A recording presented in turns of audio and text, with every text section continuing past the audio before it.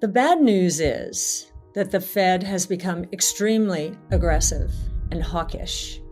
The good news is that we are beginning to get data that is confirming that the economy, the U.S. economy, is in recession. And if you've tuned in before, you know that we believe that Europe and China effectively have been in recession as well. So now a global recession. We're also getting a lot of indicators that prices are coming down. And I think this notion that the inflation that everyone has been worried about is quite a wrong way of looking at the world right now. We believe that deflation is the much bigger risk. We've been saying this for a time. We've been ridiculed for saying it. And we were challenged by those who were sure that we were back into a 70s style inflation scenario.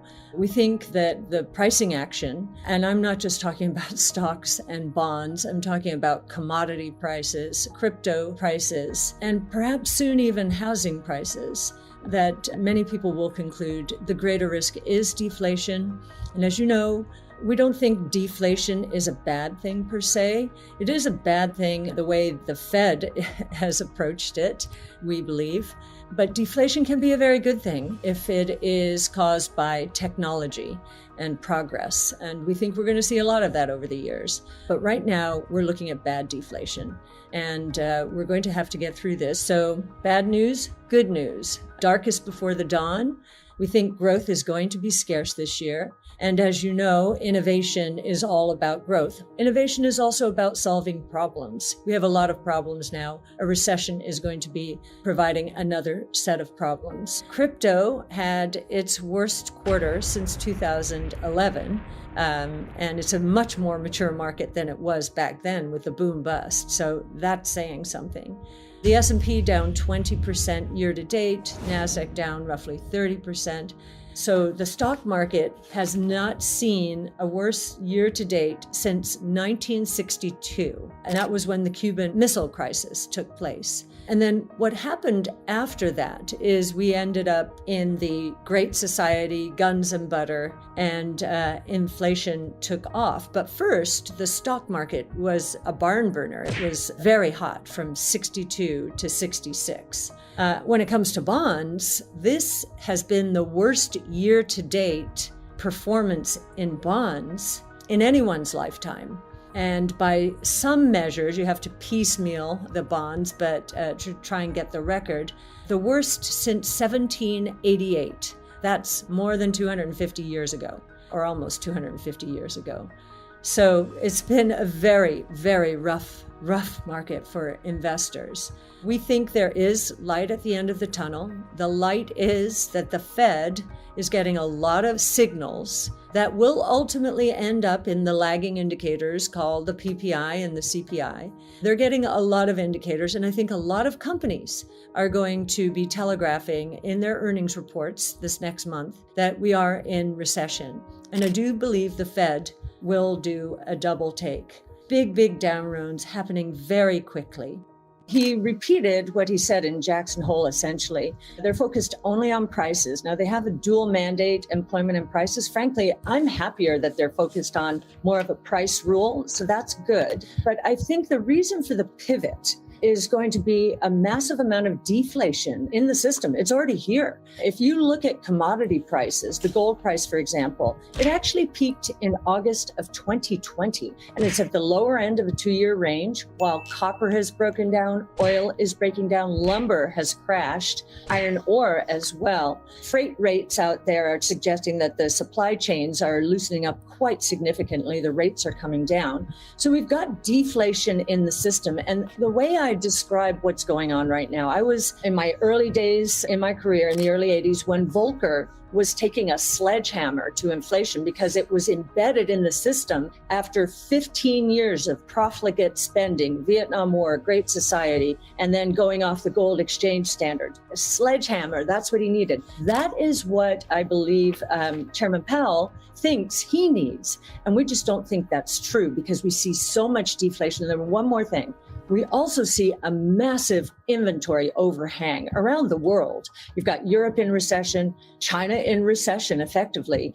And here in the United States, retailers are bulging with inventories, which will have to be cleared with discounts. So we think we're going to see some major downside surprises in inflation during the next 3 to 6 months. The Fed is looking at the PCE deflator, which peaked in February at 5.3%. It's down to 4.6%. And we believe we've already seen some negative numbers. Nobody believes them. We do. And we believe we're going to see some more negative numbers during the next 3 to 6 months. So wouldn't be surprised to see it well down into the threes in the next 3 to 6 months, if not into that 2 handle. And I think if we get enough sequential declines, that the Fed will change its tune quite dramatically. I think that the Fed will be looking at the sequential numbers, many of which will be negative, and that will encourage them. Even if we don't have that 2 handle, we're in the threes and we're coming down quickly, I think they'll change their tune. And we think profits are going to be under tremendous pressure until some of these cost declines make it through and inventories are cleared. Now, we do not think this will be anything like 08, 09, which I know many people fear. We think it's much more of an inventory recession and a drag from the rest of the world, Europe being crushed by energy prices, China readjusting to quote unquote common prosperity. So I think it'll be more of an inventory recession. And, there's been a lot of denial that we are in recession. We think we are, and that we'll be coming out next year, whereas many people, forecasters are saying we'll be going in next year. So I actually think the market will be looking up as we're exiting this year. We do think there's been some labor hoarding in here. The employment numbers have looked strong. If you peel the onion a bit, the underbelly of employment is not strong, with household employment essentially flat over the last 4 to 5 months, which includes a lot of small businesses. That's where we see a lot of the pain right now.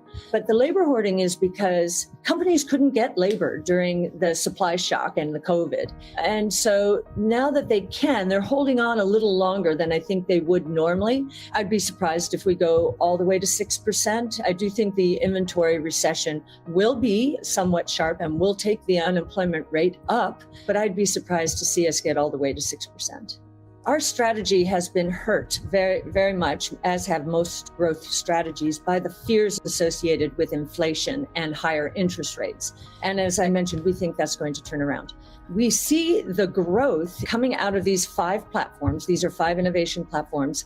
These are exponential growth trajectories. And we faced a lot of COVID-related comparison issues in stocks like Roku, Teladoc, Zoom, and so forth. So there's been a lot of confusion on very short-term indicators in the market. But the explosive growth is there. It has happened, and we think it's going to continue. We see that in the global public equity market, truly disruptive innovation, which is all we focus on, is priced at roughly $8 trillion in value in the markets today. That number, we believe, is going to more than 200 trillion during the next 8 to 10 years. So it's going from less than 10% of the global public equity market to what we believe will be 60%. And the reason we believe that it will move to that level is because these platforms are going to disrupt the traditional world order in a way like we have never seen before. We were not around in the early 1900s when telephone, electricity, and the automobile disrupted the existing world order. These are 5 platforms, not 3, and they involve 14 different technologies. So what we think, if we're right about what's going on in the economy right now, and inflation is going to come down fairly dramatically, that will be a big positive for growth stocks. The compression in our performance, what we do during periods like this is we concentrate our holdings towards our highest conviction names. So we have taken our flagship strategy from 55 names down to 33 names. We did the same thing during COVID, but that was just a 1 month worth of pain, and it was awfully painful over a month. And from the lows in COVID, we moved up in the span of less than a year by 360%. So that was probably, ahead of its time. We've corrected tremendously. And now we have many, what I would consider deep value stocks if you give us a 5-year investment time horizon. But I will say now that the 2-year Treasury and the market itself has priced in at least 4 interest rate hikes, This possibility is priced in the equity markets too, increasingly. And if anything, oil prices going up are an incredibly burdensome tax on the lowest socioeconomic demographic sectors in our economy. So I think the fears here are going to shift from rising interest rates and higher inflation potentially to recession, especially, and you've heard me on this before, because we see inventories piling up throughout the ecosystem.